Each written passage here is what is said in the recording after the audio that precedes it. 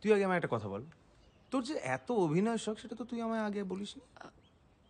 মানে ফাইনালি রাজি হলি, কিন্তু অ্যাকচুয়ালি আমি সবাইকে বলি একটা অ্যাড লক হয়েছে এবং প্রডিউসার বলেছে নতুন ফেস লঞ্চ করতে হবে, এবং আমার মনে হচ্ছে নন্দুর ফেসটা একদম পারফেক্ট এবং নন্দু রাজি হয়েছে। বাহ, গ্রেট।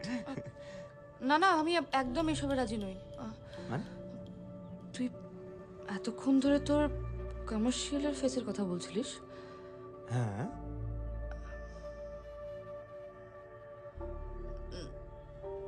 না, আমি ওইসবে একদমই রাজি নই।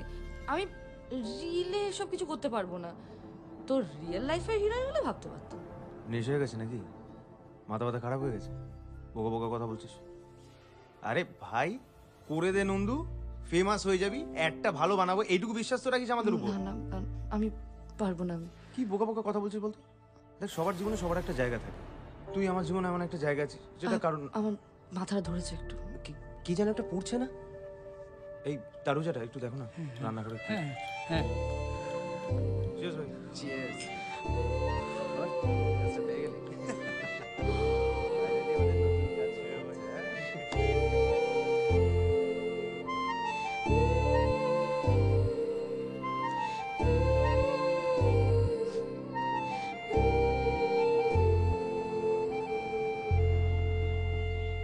সবই তো বুঝলাম, তারপর?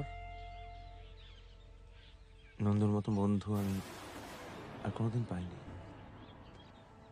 আর হয়তো কোনোদিন পাবো না।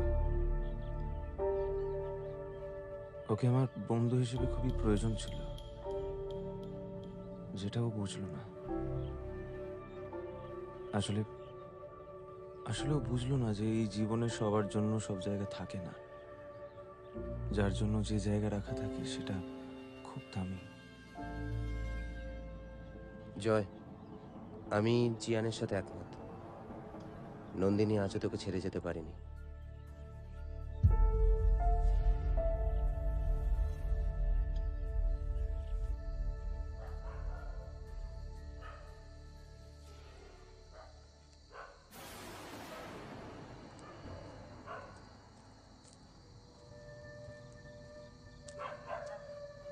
বসুন না।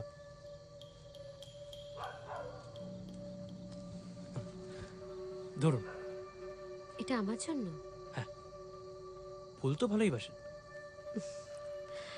বাবা, পরলোক তত্ত্বর সাথে মনস্তত্ত্ব নিয়েও পড়াশোনা করা হয় বুঝি?